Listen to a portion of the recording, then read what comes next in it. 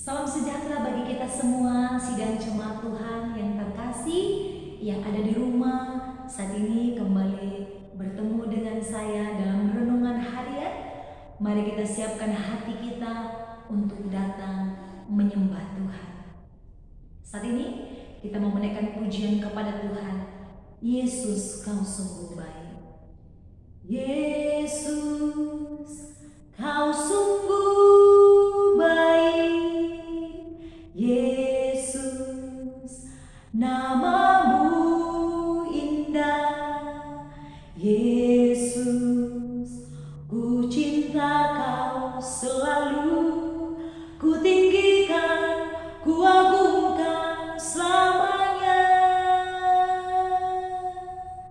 Yesus, kau sungguh baik. Yesus, namamu indah. Yesus, ku cinta kau selalu. Ku tinggikan, ku agungkan selamanya.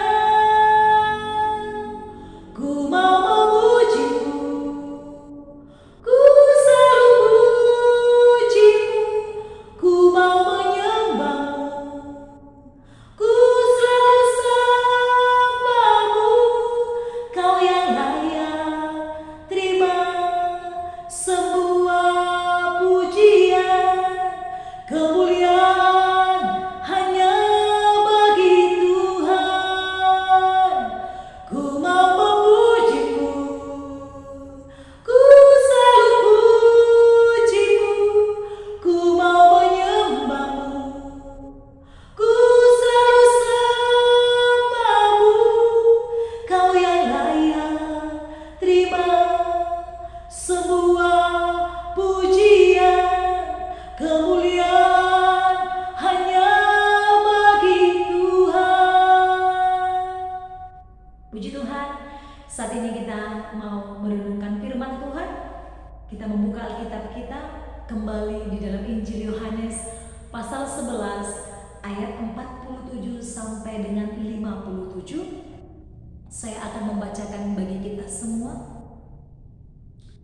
Dengan perikop persepakatan untuk membunuh Yesus, lalu imam-imam kepala dan orang-orang Farisi memanggil mahkamah agama untuk berkumpul, dan mereka berkata, "Apakah yang harus kita perbuat? Sebab orang itu membuat banyak mujizat.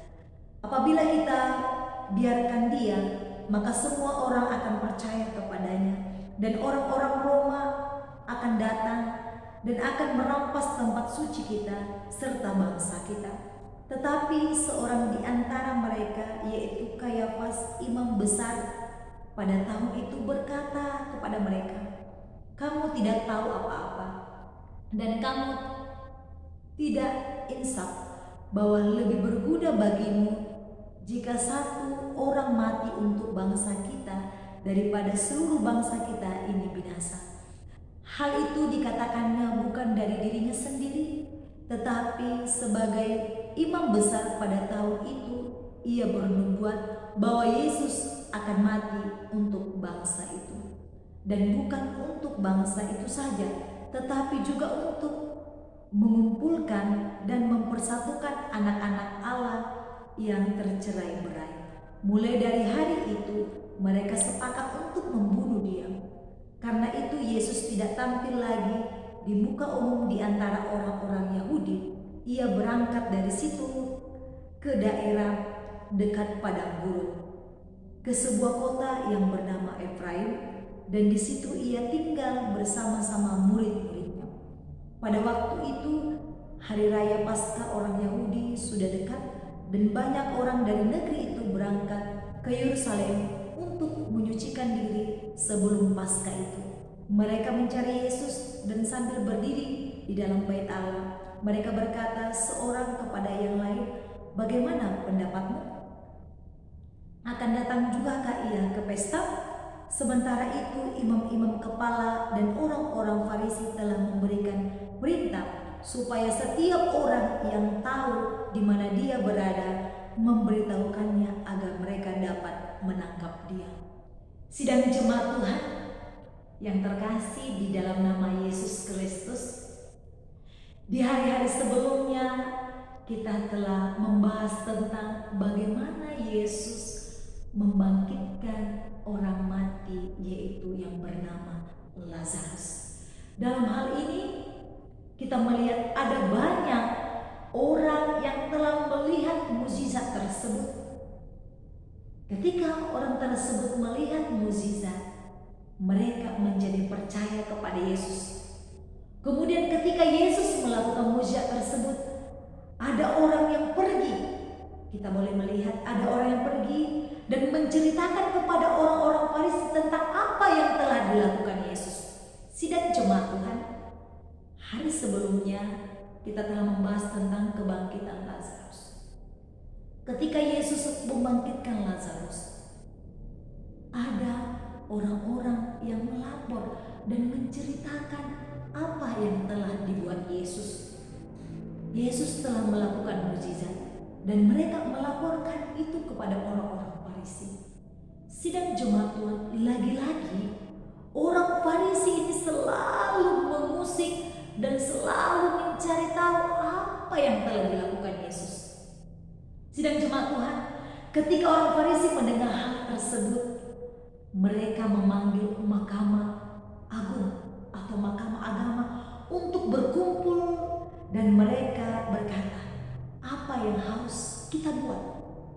Sidang jemaat Tuhan yang terkasih dalam nama Tuhan Yesus, karena orang itu telah melakukan banyak mukjizat. Mereka berpikir, Yesus telah melakukan banyak mukjizat. Apa yang harus kita lakukan? Sidang jemaat Tuhan yang terkasih, hal ini menunjukkan bahwa orang-orang Farisi begitu iri dengan apa yang telah dilakukan Yesus. Mereka tidak mau orang-orang percaya kepada Yesus. Mereka tidak mau orang-orang meninggikan Yesus atau menyembah Yesus. Ini menggambarkan sidang jemaat Tuhan bahwa orang-orang Farisi sangat iri kepada Yesus. Sidang jemaat Tuhan, tema hari ini yaitu iri hati menimbulkan kebencian. Kita melihat bagaimana orang-orang Farisi begitu iri hati kepada Yesus. Ketika Yesus melakukan mukjizat, mereka berkata dan mereka bermufakat untuk menangkap dia, untuk membunuh dia. Mereka sepakat bagaimana supaya Yesus ini ditangkap dan bagaimana supaya orang-orang tidak percaya kepadanya. Mereka sangat iri.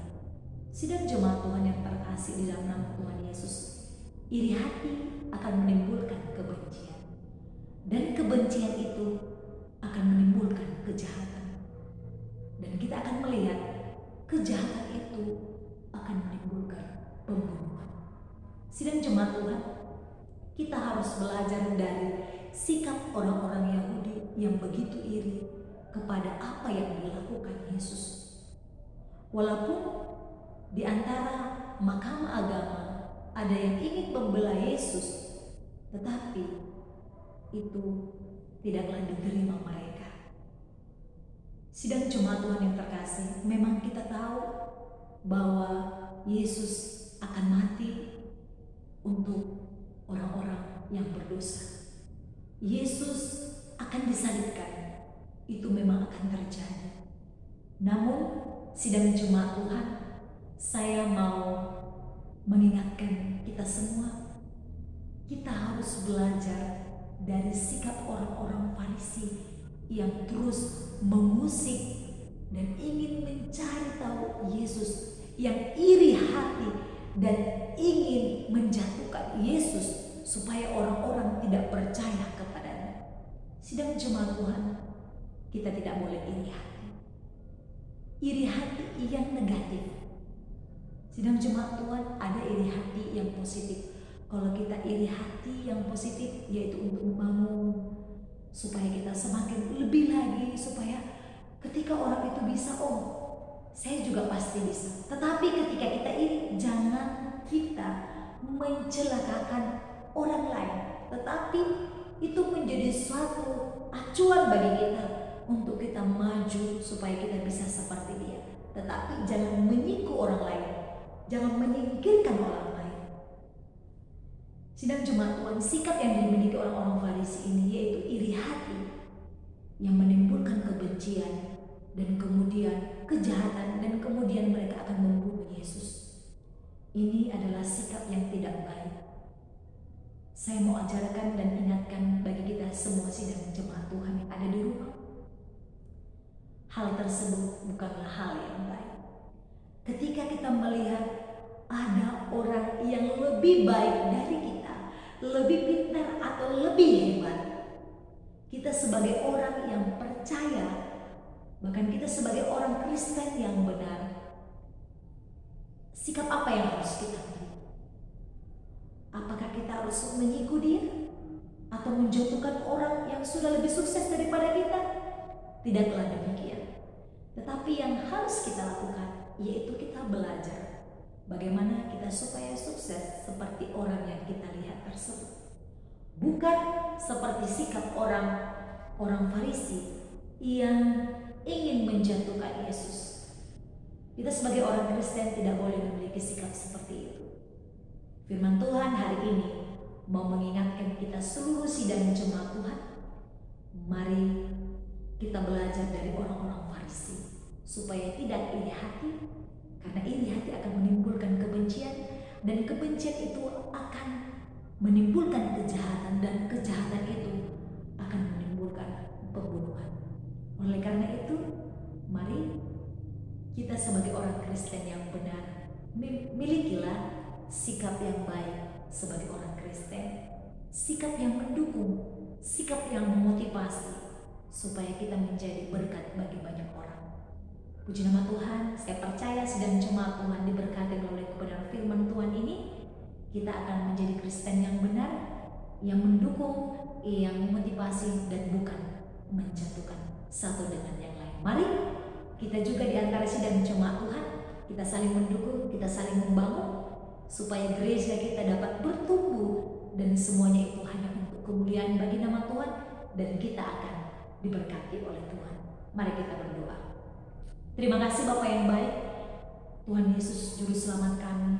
Kami tahu Engkau Allah yang sungguh memberkati kehidupan kami. Tuhan Yesus, kami sudah mendengarkan renungan firman Tuhan. Bapa, kami tidak mau memiliki sikap yang dimiliki orang-orang Yahudi yang begitu iri kepada Yesus karena Yesus melakukan banyak mukjizat. Tetapi kami mau memiliki sikap sebagai orang Kristen yang benar, yaitu kami mau mendukung dan saling memotivasi dan bukan menjatuhkan. Tuhan Yesus yang baik, meteraikan firman-Mu di dalam hati kami, supaya firman-Mu dapat kami lakukan di dalam kehidupan kami. Terima kasih Bapa, hanya di dalam nama Tuhan Yesus Kristus, Allah kami yang hidup, kami sudah berdoa dan bersyukur kepada-Mu. Haleluya. Amin. Shalom, salam sejahtera bagi kita semua. Mari kita saling memotivasi dan saling